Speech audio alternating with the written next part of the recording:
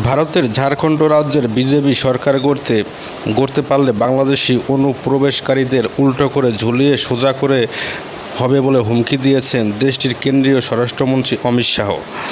রাজ্য বিধানসভা নির্বাচন সামনে রেখে গত শুক্রবার ঝাড়খণ্ডের সাহেবগঞ্জ জেলার পরিবর্তন যাত্রার উদ্বোধন উপলক্ষে আয়োজিত সমাবেশে দেওয়া ভাষণে অমিত শাহ এই হুমকি দেন।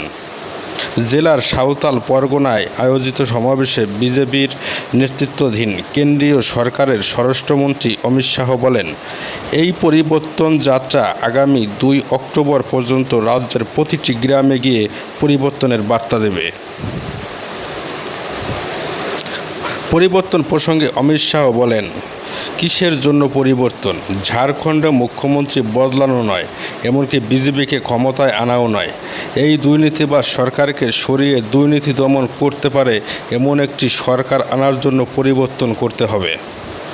অমিত শাহ বলেন, আমি আপনাদের সবাইকে ঝাড়খণ্ডে বিজেপি সরকার গঠনের জন্য আবেদন জানাতে চাই এবং আমরা প্রত্যেক বাংলাদেশি অনুপ্রবেশকারীকে উল্টো করে ঝুলিয়ে সোজা করব।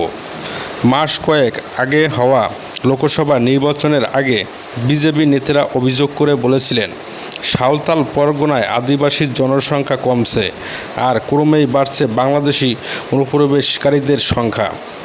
এই অভিযোগে পুনরাবৃত্তি করেন অমিত শাহ। অমিত শাহ বলেন, এই জমি আদিবাসীদের, কিন্তু এখানে অনুপ্রবেশকারীদের সংখ্যা বাড়ছে। আদিবাসীর সংখ্যা 44% থেকে 28% নেমে এসেছে। যেহেতু অনুপ্রবেশকারীরা জেএমএম, কংগ্রেস ও আরজেডির ভোট ব্যাংক, তাই এখানকার সরকার জনকল্যাণের পরিবর্তে অনুপ্রবেশকারীদের কল্যাণে নিযুক্ত রয়েছে। ভারতের কেন্দ্রীয় স্বরাষ্ট্রমন্ত্রী দাবি করেন, রাজ্যের পাকুড় জেলায় হিন্দুরা ঝাড়খণ্ড ছাড়ো স্লোগান তোলা হচ্ছে। অমিত শাহ বলেন, বাংলাদেশ থেকে অনুপ্রবেশের বিষয়টি তদন্তের জন্য ঝাড়খণ্ড হাইকোর্ট একটি কমিটি গঠনের নির্দেশ দেওয়া তিনি আদালতকে ধন্যবাদ জানাতে চান। এই তদন্তের জন্য কেন্দ্র শীঘ্রই ঝাড়খণ্ড সরকারের সহায়তায় একটি কমিটি গঠন করবে।